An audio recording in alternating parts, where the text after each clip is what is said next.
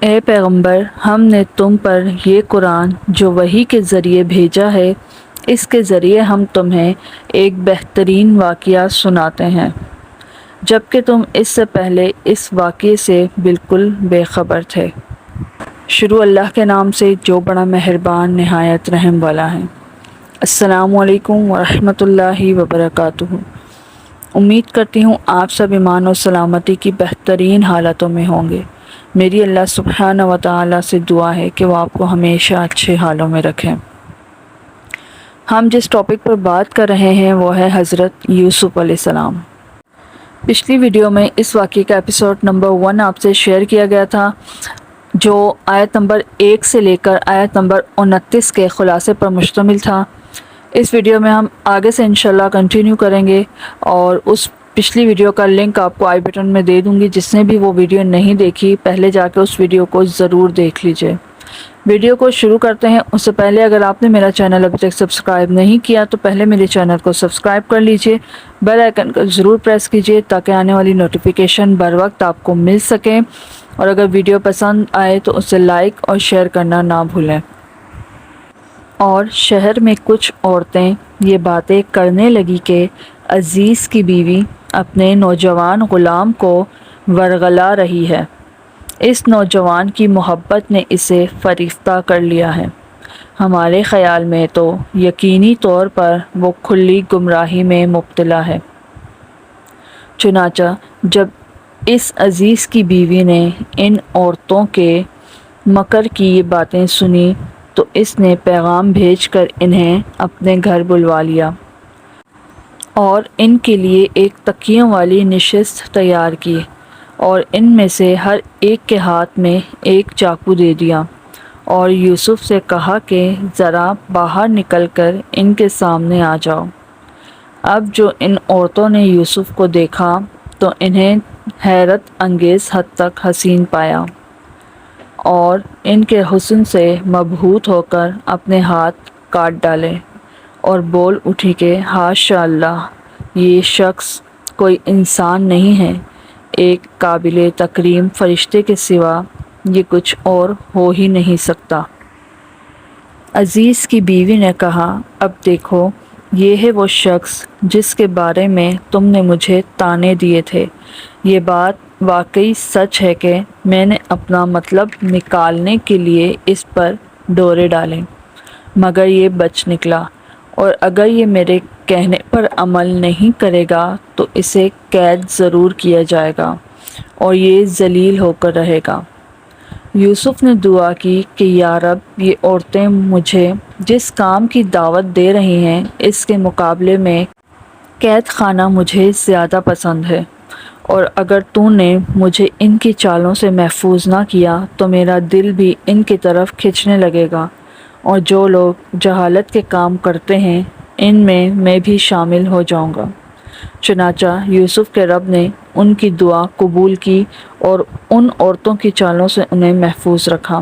بے شک وہی ہے جو ہر بات سننے والا، ہر چیز جاننے والا ہے۔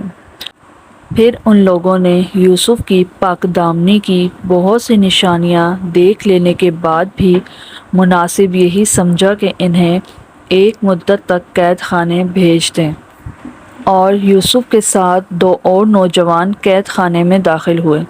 ان میں سے ایک نے ایک دن یوسف سے کہا کہ میں خواب میں اپنے آپ کو دیکھتا ہوں کہ میں شراب نچوڑ رہا ہوں، اور دوسرے نے کہا کہ میں خواب میں یوں دیکھتا ہوں کہ میں نے اپنے سر پر روٹی اٹھائی ہوئی ہے اور پرندے اس میں سے کھا رہے ہیں، ذرا ہمیں اس کی تعبیر بتاؤ، ہمیں تم نیک آدمی نظر آتے ہو۔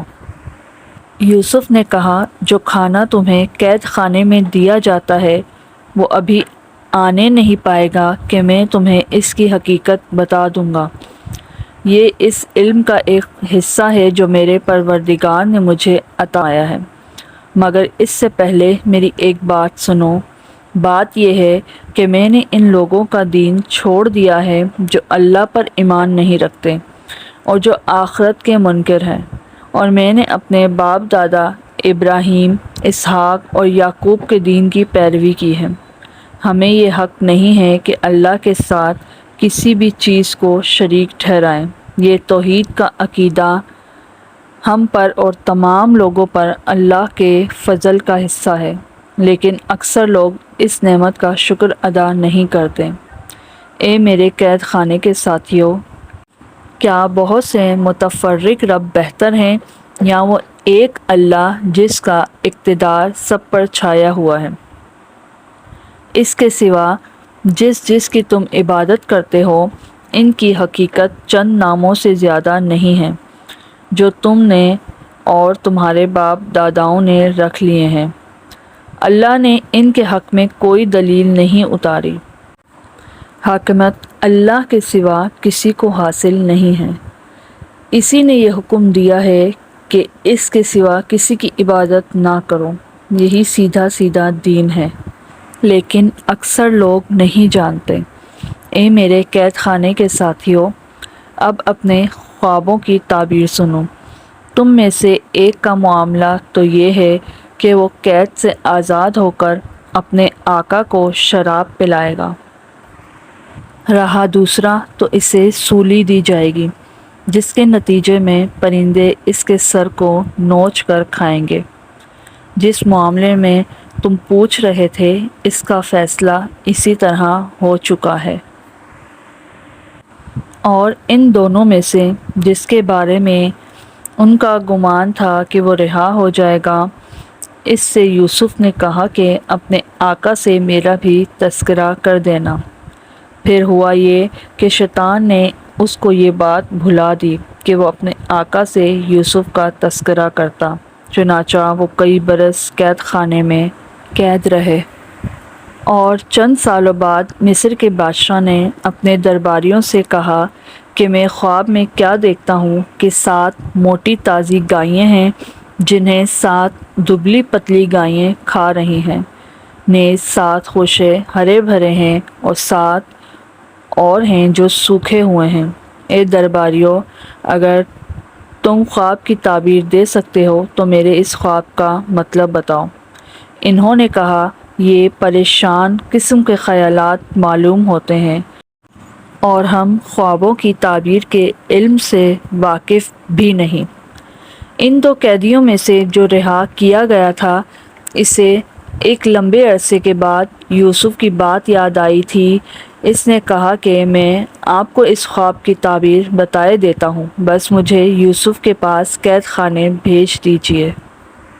چنانچہ اس نے قید خانے میں پہنچ کر یوسف سے کہا، یوسف، اے وہ شخص جس کی ہر بات سچی ہوتی ہے، تم ہمیں اس خواب کا مطلب بتاؤ کہ 7 موٹی تازی گائیں ہیں جنہیں 7 دبلی پتلی گائیں کھا رہی ہیں، اور 7 خوشے ہرے بھرے ہیں اور دوسرے 7 اور ہیں جو سوکھے ہیں۔